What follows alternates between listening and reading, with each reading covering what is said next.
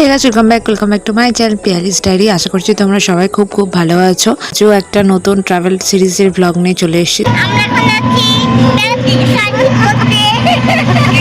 আমরা এসেছি হলো কোচবিহার। এখানে কোচবিহারে আমাদের স্টে ছিল 1 নাইট 2 ডেজে। কিন্তু প্রথম দিন আসার পর আমরা এখানে আশপাশে শুনলাম যে কোচবিহার রাজবাড়ি, যেটা এখানকার মূল আকর্ষণ, সেখানকার এই শুক্রবারের দিন মিউজিয়াম বন্ধ থাকে, তাই আর সেদিনকে আর যাওয়া হলো না। তারপর একটুখানি রেস্ট নিয়ে খাওয়া দাওয়া করে ওখানে টোটো ভাড়া করা হলো। তো টোটোর ভাড়া করা জনপ্রতি প্রায় লেগেছিল 100 টাকা করে অথবা 150 টাকা করে, যে যেমন উঠবে এবং বার্গেনিং করবে। তো ওরা ওখানকার কাছে পিঠের মোটামুটি 17খানা স্পট আছে, সেইগুলো দেখাবে। তো চলো এবার যাওয়া যাক। প্রথমে একটা স্পট ছিল, সেটা হচ্ছে ওখানকার একটা কালীবাড়ি, তারপর পদ্মপুকুর, মোটামুটি ওখানেই আশপাশে অনেকগুলো স্পট আছে সেইগুলি। যদিও আমাদের ঘুরতে ঘুরতে প্রায় অনেকটা সন্ধে হয়ে গিয়েছিল ওখান থেকে, তবে আমরা একটা স্পটে গিয়েছিলাম, সেটা অনেক দূর, সেটা ছিল বানেশ্বরের শিব মন্দির।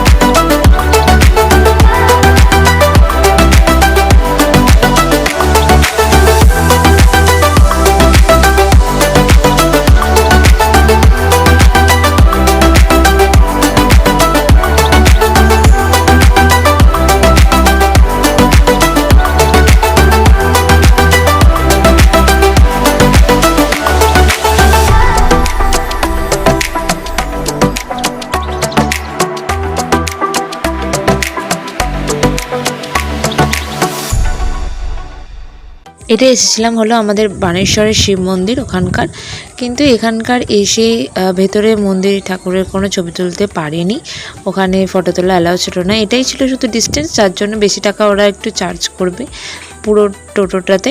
কিন্তু ওখানে সবাই তোমরা বার্গেনিং করলে ওরা একটু কমিয়ে দিতে পারে। ওখান থেকে এসে এখানে আরও একটা শিব মন্দিরের কাছে এসেছিলাম। তো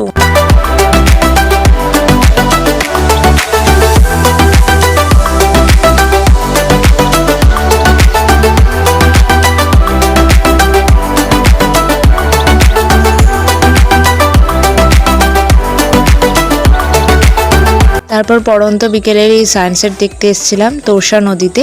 এই নদীটা এখানে কত শান্ত। আর যখন আমার ট্রাভেল সিরিজের প্রথম ভিডিওগুলো যারা দেখেছো তারা হয়তো দেখতে পাবে তোরসার এই নদীটা পাহাড়ি এলাকায় কতটা দুরন্ত ছিল।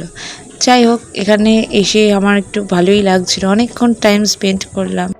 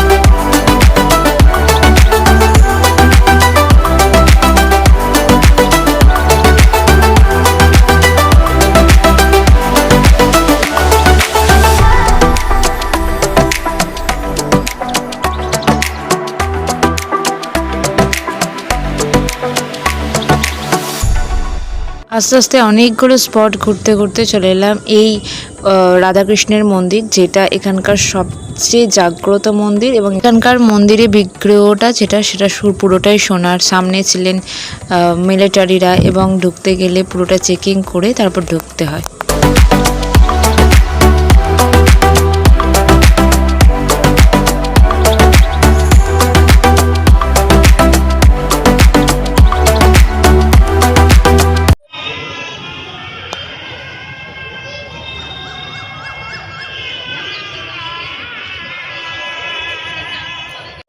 ভিডিও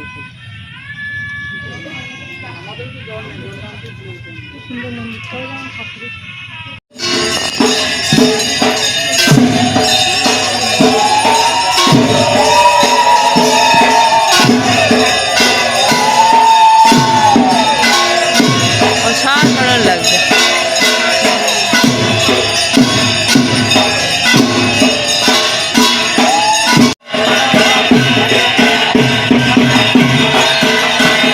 এই রাধাকৃষ্ণের মন্দিরটাই ছিল আমাদের লাস্ট স্পট। কোচবিহারের এই ফার্স্টের অভিজ্ঞতাটা পুরোটাই তোমাদের সঙ্গে শেয়ার করলাম। তারপর আমরা আস্তে আস্তে রাত্রি বাড়ছিল, হোটেলে ফিরলাম। হোটেলের পাশেই একটা শপিং মল ছিল, সেখান থেকে বাড়ির জন্য একটু কিছু কেনাকাটা করলাম।